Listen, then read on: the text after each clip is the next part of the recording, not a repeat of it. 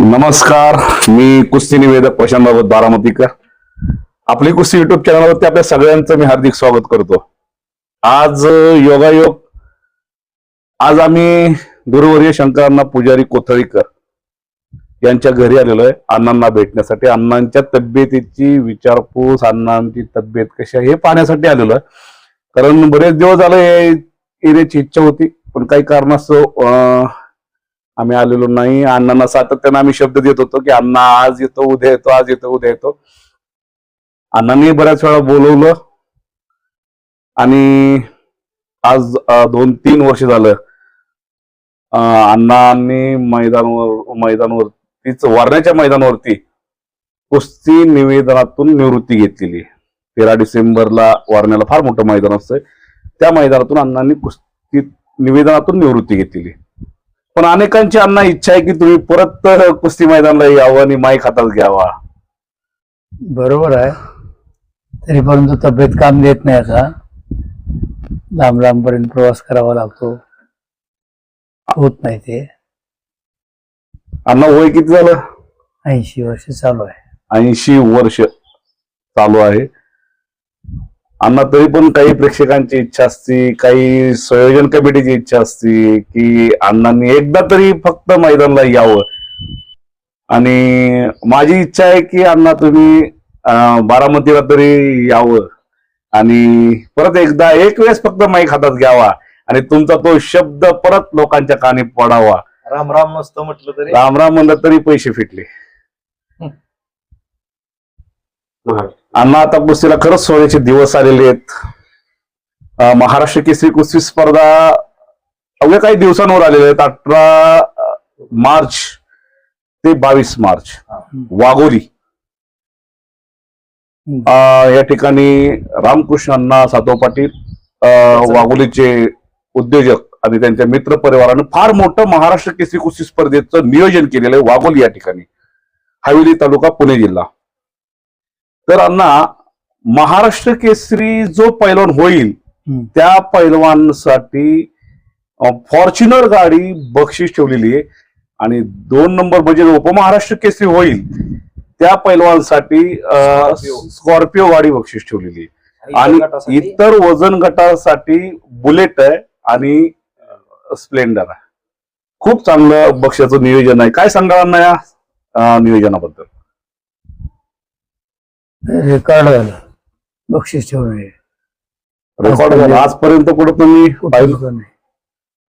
अण्णा, किती महाराष्ट्र केसरी कुस्ती स्पर्धेचं निवेदन तुम्ही केलेलं आहे?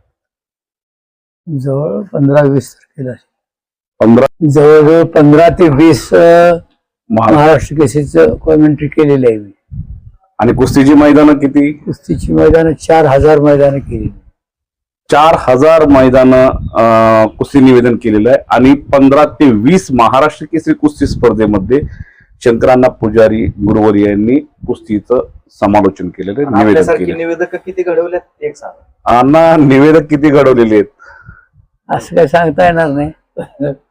माझ्यामुळेच ते झाले असं काही नाही. त्यांची नाही बरं, एक गोष्ट सांगतो आजच्या व्हिडिओच्या माध्यमातून की मी जे आहे ते केवळ शंकरांना पुजारीमुळे आहे. नाहीतर मग कुठंतरी बाजारात कांदा बटाटा विकत बसलो असतो ना, तर कुठल्या तरी दुकानात काम करत बसलो असतो. आज माझ्यासारख्या निवेदकाला खऱ्या अर्थानं खूप चांगले दिवस आलेले आहेत आणि याचं सगळं श्रेय मी फक्त शंकरांना पुजारी सरांना देतो. आपल्यासोबत सुभाष दिवसे कुस्ती निवेदक इंदापूरचे, प्रवीण ठवरे वरकुटे खुर्द केतकी निमगाव आणि दत्तात्रयांना चांदणे वाजतात केतकी निमगाव. आज आम्ही चौघेही भेटण्यासाठी आलेलो आहे आणि केवळ प्रवीण ठवरे सरांमुळे हा योग आलेला आहे. बरेच दिवस यायचं अण्णांना म्हणत होतो, प्रवीण ठवरे सरांनी काल अचानक फोन केला की उद्याच्या उद्या आपल्याला जायचंय. सुभाषने सांगितलं की उद्याच्या उद्या आपल्याला जायचंय. त्यामुळे आज आम्ही अण्णांना भेटण्यासाठी आलेलो आहे. अण्णांनी अनेक निवेदक तयार केलेले आहेत आणि ते निवेदक खूप चांगले आहेत.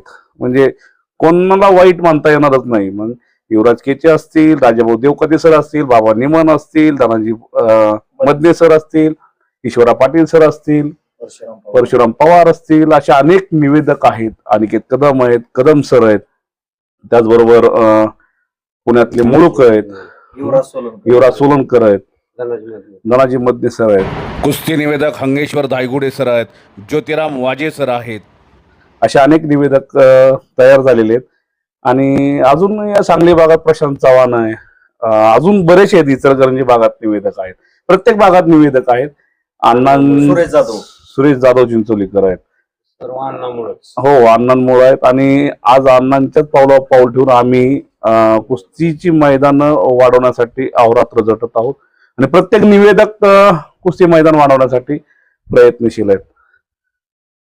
आज सर्वांचा मी आभारी आहे. प्रवीण ठवरे सर आहेत. प्रवीण ठवरे सर काय जर खऱ्या अर्थानं एक 7-8 वर्षापूर्वी शंकरांनांनी एक मला जवळ धरलं आणि जवळ धरल्यापासून मी कुस्ती कॉमेंट्री चालू केली.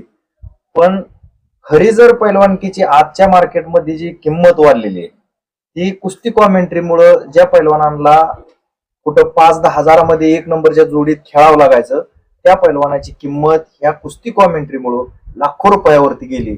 जिथं डीजे डान्स वरती जे लोक जयंती असतील विविध वेगळे कार्यक्रम सांस्कृतिक कार्यक्रम घेतो तिथं मर्दानी खेळ कुस्ती चालायला लागला.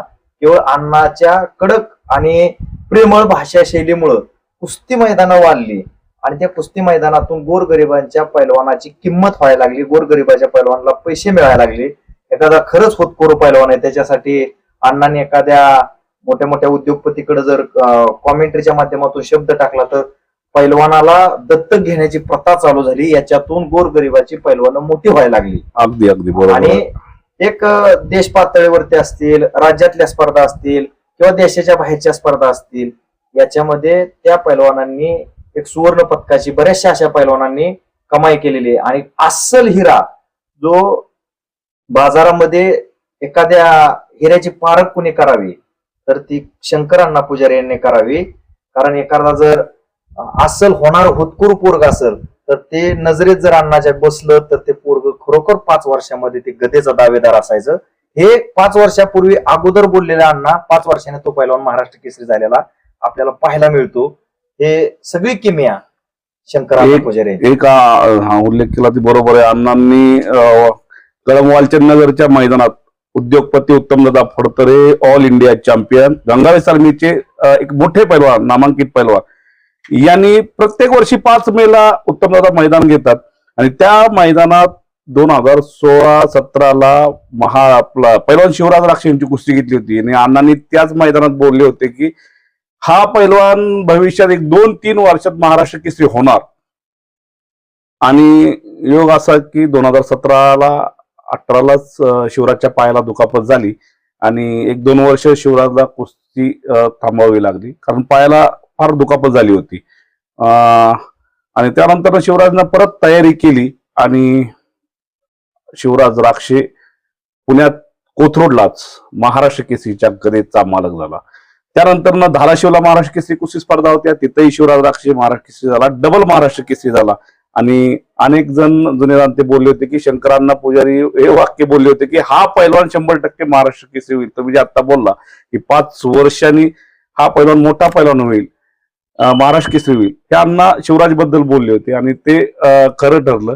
आणि शिवराजही आज बोलतो की अण्णा एक चांगले निवेदक होते, अण्णा आज पाहिजे होते पण अण्णांना वयामुळं आणि थोडस तब्येतही बरोबर नसते त्यामुळं कुस्ती निवेदनातून थांबावं लागलेलं. अजून एक महत्वाचा विषय सांगायचा म्हणजे जर अण्णाने हिंद केसरी मारुतीबाबा माने, हरिश्चंद्र बिराजदार मामा, तसेच या भारताचे पहिले हिंद केसरी, या भारताचे दुसरे हिंद केसरी, अनेक जुन्या जाणत्या पैलवानांचा सादिक पंजाबी असतील, अनेक जुन्या जाणत्या महान पैलवानांचा इतिहास आणि त्यांनी संघर्षाच्या काळातून केलेली पैलवानकी आणि आजच्या कलियुगातली पैलवानकी आणि जुनी पैलवानकी याच्यातलं प्रत्येक म्हणजे गरीब असणं म्हणजे 15-20 वर्षाच्या अगोदर 30 वर्षापूर्वी अण्णाची मी पहिली कॉमेंट्री सांगलीला कुस्त्या होत्या, मग आता संभाजी पवारांनी घेतल्या होत्या, तिथं मी कुस्त्याला आलतो. तिथं अण्णाची कॉमेंट्री बघितली आणि आमचे भाऊ आप्पा मच्छिंद्र आप्पाचांनी यांनी आमचं एक मैदान असतं